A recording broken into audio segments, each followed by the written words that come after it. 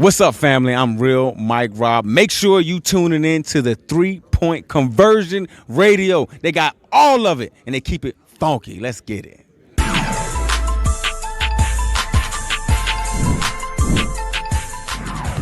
What up? It's your man, Mr. Controversy. Did you miss me? Yes, we are in LA at Radio Row for Super Bowl 56. I got my guy Rue all the way down to the left.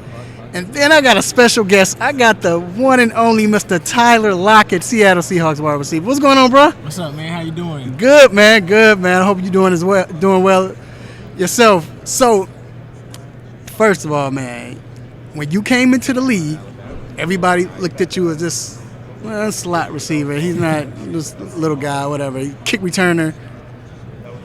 But you see what you're doing now. You know, took over Seattle. Lead wide receiver. What do you attribute to that? Man, I attribute it to a lot, honestly, man. First and foremost, I would just say faith. Secondly, I would say luck. Because a lot of people don't understand you need luck in order to get to this situation, because you overcome so many obstacles, and when you look back as you get older, you see a bunch of mistakes that you made to where you got lucky. You know, life could have turned with a different type of direction regardless of whatever situation or circumstance that you was in. But also, the last thing that I would say is timing, because you got to be able to understand that can't everything always happen as immediately the way that you want it to be able to happen.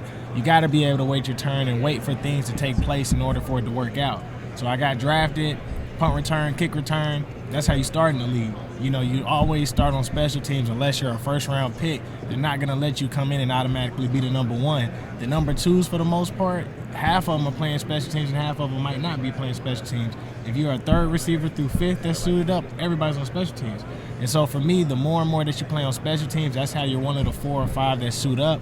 That's how you get a chance to showcase your skills when it comes to receiver. And before you know it, you might not have to play special teams anymore unless they need you. You know, Tyler, I like to ask a lot of athletes this. What was Tyler Lockett's welcome to the NFL moment when you was like, man, I'm here. I've made it. It's hard to say my welcome to the NFL moment. I would probably say it was when we started OTAs, and one of the first plays that I got in, I think Richard Sherman was guarding me. And that's when it was kind of like, okay, I'm here now. Like, I'm going against the best corner in the NFL. Yeah. And this is going to be a daily, like, routine. Like, it's not like I'm going against them once in a season or once or twice because we're in the same division. It was, I'm going against him every single day. And I had to learn how to be able to take my game to another level when it came to releases, when it came to all that stuff, because if I beat him on one play, it was like he was waiting for me to do the same release so he could jump it. So I had to become more creative. I thought it was going to be that 103-yard kickoff return in the preseason, your opening kick that you took back. You remember that? Yeah, it was months before that. Okay. Months before that. Yeah, and look, how do you and Russ, shout out to my dog Russ, that's my favorite player in the NFL, but how do you and Russ get this I guess combination where you all are able to throw this back of the end zone, tap the feet? Like, y'all done it like 3 or 4 times. Like, how do y'all do that, man? Is this something y'all work on in practice, or is it just y'all just have that connection? Man, it's hard to really explain it, but the biggest thing that I can say is it's all about trying to be in sync. And a lot of people don't understand that, whether you're in a business, whether, you know, you're doing a project together, whatever the case is, you got to be able to be in sync.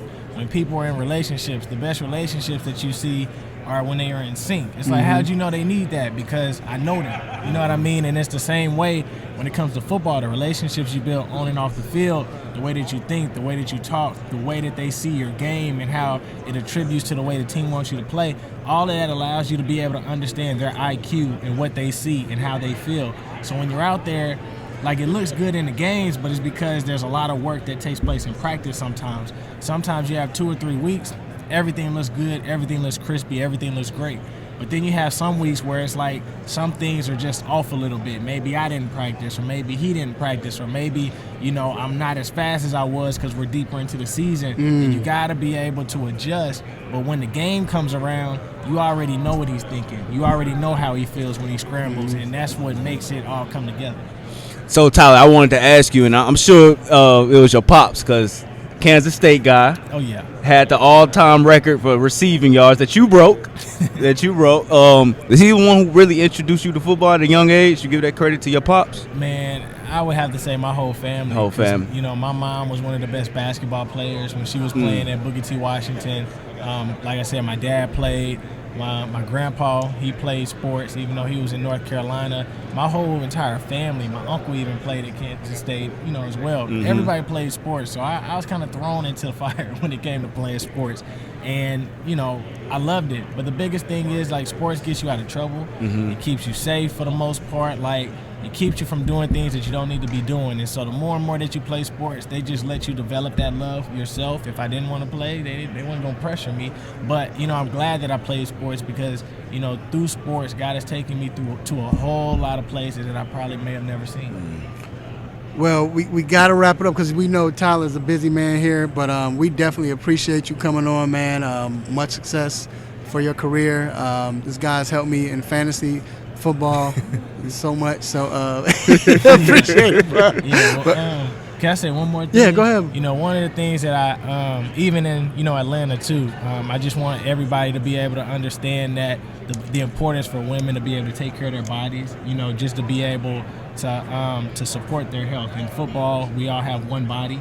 And so you can go to many teams, you can go to many coaches, you can have different types of players, but in order to be able to stay in this game, you got to take care of your body. And so, you know, that's why I'm here with BWHI, Black Women Health Imperative, just to be able to support women to go screen their bodies and all that different type of stuff, not to be able to hold off on it and wait until something happens. And so I just want to be able to support women out there to take care of their bodies, to love their bodies, and we only get one body, so let's make the best of it. All right, there you have it, my guy, Mr. Tyler Lockett. We'll see y'all soon. All right, see y'all.